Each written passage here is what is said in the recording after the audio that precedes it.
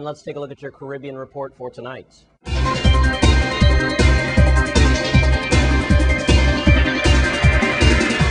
We start in Tortola, where police formally charged a man on Tuesday for attempting murder of a woman who sustained several stab wounds, including one to her neck, at her home in Little Dix Hill area Monday. The man in custody, Samuel James, 40-year-old native of Antigua, reported to the East End police station shortly after the incident took place on Monday. He was immediately taken into police custody. The condition of the victim, who has now been identified as his estranged wife, has been upgraded from critical to stable after undergoing surgery. And officers of Family and Juvenile Unit Social Development have taken care of the victim's children.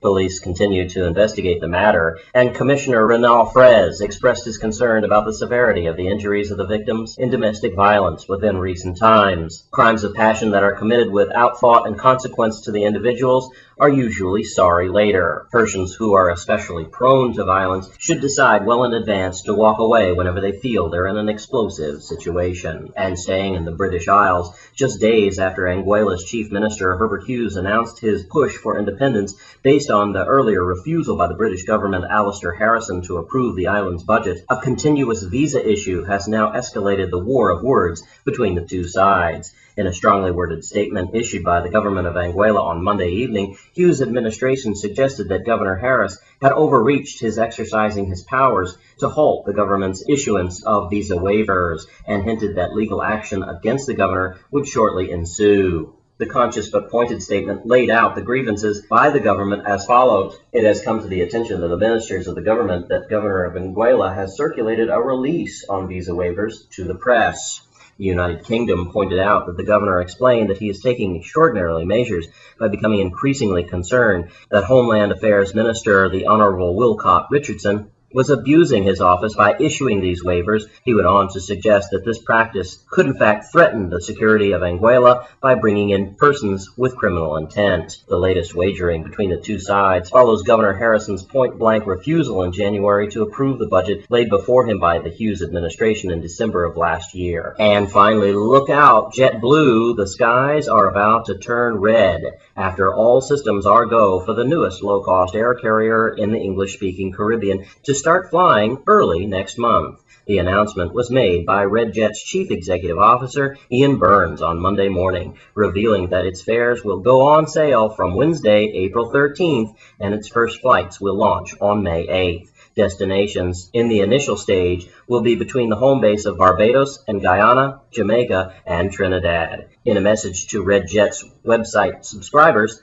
Burns stated, "We know that so many of you have all been eagerly waiting our launch, and the feedbacks have been massive. We've promised not to disappoint, and not only are we launching fares as low as $9.99 US, excluding government taxes and charges, but we're also launching 250,000 seats for $49.99 or under. This truly will be a red-volution." This Caribbean report is brought to you by M&K Tires, keeping you rolling right. And that's your Caribbean report for tonight. And tonight, News Channel 8's Wes Small takes a two-part look at the dangerous fad of skin lightening. Thank you very much, Jerome. We are in Freedom City, Fredericksburg, with Winston Nugent, author, well-known educator, and also my media buddy. We've been in journalism together for years. And also a Jamaican, and a proud Jamaican, I might add. But, you know, skin lightening, skin bleaching. We're going to get right to it. It's been a headline story in BBC and Caribbean Report for some days now, Winston. And I have to tell you, it's just not isolated to Jamaica. Why our beautiful black women are poisoning their body with these chemicals. I got to tell you, I have to shake my head, especially when you look at Europeans trying to become dark and Sanning Talon spending millions of dollars a year, Revlon, and then you see the booty pop commercial. You ever see that with the artificial booty actually trying to become more African? For $19.99, you too can get a booty. You are telling me that our beautiful black women are poisoning their skin like this. It's not funny. It's a tragedy. It's a tragedy, you know, in terms of cultural, but it's also a boom for the manufacturers. There's a phenomenon that exists right now in Jamaica, but it's not really a phenomenon. It only became a phenomenon because there is, in fact, an actual product. products that you can actually say, mirror, mirror on the wall, who's the fairest of them all? From slavery days, it has been known that the lighter skin you are, you will be a house slave, or the better opportunity master gonna give you. It is also a known fact in Jamaica, growing up in Jamaica, to recognize the fact that light-skinned people are the rulers of Jamaica, the monarchy, the one who get elected, the prime minister. If you look at all Jamaican prime minister, only one of them you might see that was dark-skinned, and that is the gentleman that took over left. I mean, and then you have the light-skinned Jamaican who are now the prime minister of Jamaica. Jamaica have a problem, and it came from slavery. Jamaica had what you call a class system problem. The class is, you better be light-skinned. The lighter your skin you are, the better opportunity you're going to get, the better school you're going to be, the more job you're going to get into.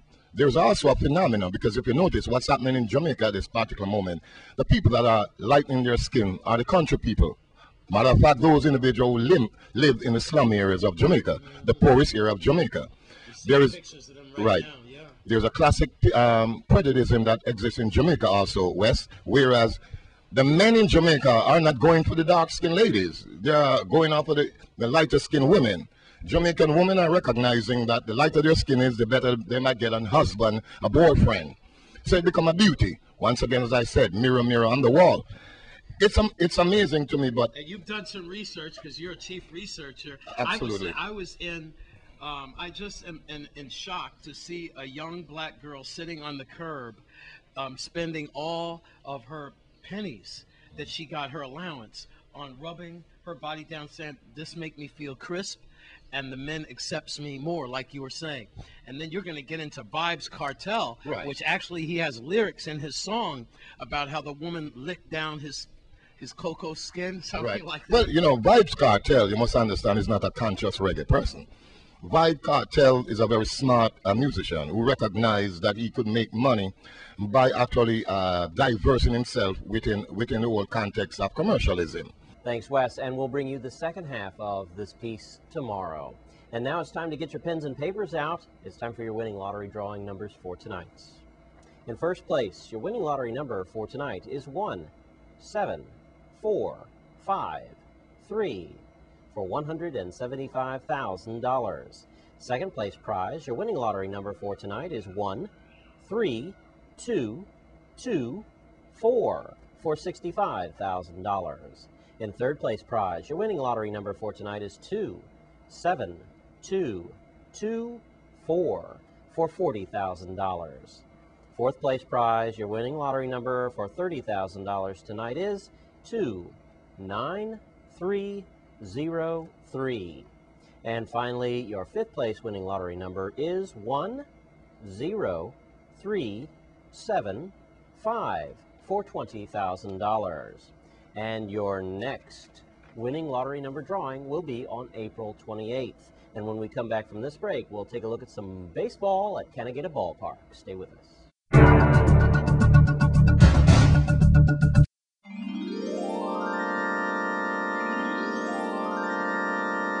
Well, tonight on your Sports 411, there'll be some outstanding baseball action slated for St. Croix this weekend. Here's Koof with more. Thanks a lot, Jerome. Stephen Cook Francis here with your Sports 411 update. I'm here with Robbie Camacho. It's all about baseball this weekend. Mr. Camacho, I guess you guys are all ready. Teams are looking to come this weekend. DC Canagata Ballpark is a place to be. Yes, this weekend, starting on Friday, we are having the activity full squad. It's 2 teams coming from Puerto Rico. One, the juniors, they call them, 13 to 15. They'll be taking on the first game at 7:15. They'll be playing the Yankees, and that's from the Senior League Division here from the local island. And that will continue right into Saturday. Saturday, we have a full schedule of baseball starting at 10:20 in the morning. They're all local teams going to be playing in it, all from our local leagues. And that will be the Pirates taking on Puerto Rico, for the junior division, 13 to 15, first thing in the morning at 10:20. Right after that, we continue with the senior division, which is 16 to 18 division, which is the highest level of baseball that we play with the youth program. and they will be taking on the Diamonds from St. Croix, which is an organization here that's been here in the island for quite a while. And right after that, we follow with the juniors again, and that will be taking on the 13 to 15 team named the Twins. That's a local team from Fairstead. And on that, we follow up right after that a 16 to 18 game, which is continue around 5 o'clock in the evening. And they will be playing a team named the Giants from Fairstead. And that will conclude the games for Saturday with the series that we're playing against Puerto Rico.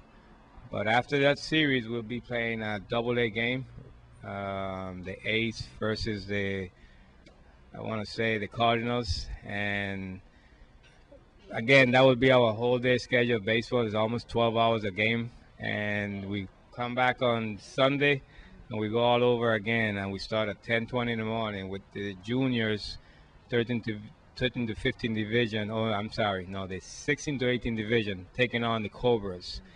And right after that should be starting our what we call the collaboration game, which is a set of the best ball players from every team that we have in the island and put together as one team.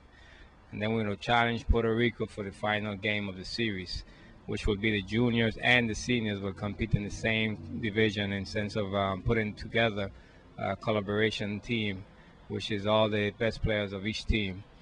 And hopefully that will conclude our series with 8 games played. And Puerto Rico, each division, going to play 4 games apiece. You know, the juniors will play 4 games, and the seniors, which is 16 to 18, will play 4 games. And at that, on Sunday, we conclude the last game starting at 6 with the Vikings taking on the Cobras in AA baseball action. And for that, we call that our baseball festival for that weekend, having 11 games of baseball in 3 days. Hey man, sounds awesome, man. And with all these games, man, these kids get to showcase their talent, and who knows, a diamond in the rough might show up, man, because you guys have a lot of guys came out and put on their stuff and definitely showcase their talent. And you guys, because of all these games, a couple of youngsters have been afforded the opportunity to go play ball, whether it's college or AA or AAA, like Mr. Torres, who just recently been signed. Yes, that's what the expectation is from this series, actually, because we are bringing the organization from Puerto Rico that is from the Ciudad Deportiva de Roberto Clemente, directed or organized by a gentleman named Eddie Rodriguez, which Eddie Rodriguez was a scout for the Dodgers for over 27 years, and he right now is putting together a good organization in Puerto Rico of youth. And on that organization, like I said, they have had 9 titles of RBI World Series. And they're coming here to showcase their talent, and it's for us to be able to sit down and see our youths and see how much, you know, we are incapable of challenging the outside territories with our best players then. We expect to see a good show. We expect that our youth here will gain a good piece of the pie in knowledge of baseball, because they're going to see some good baseball for over the weekend. And that's what we're trying to introduce actually to our youth here. Sounds good, man. Be sure don't want to miss it. DC Canagator Ballpark this weekend is a place to be. Baseball, baseball, baseball. Lots of baseball. Don't want to see those stands up there empty. Go on and fill up those stands. That's a look at Sports 4-1 update. I'm Stephen Cook Francis for News Channel 8. Back to you, Jerome.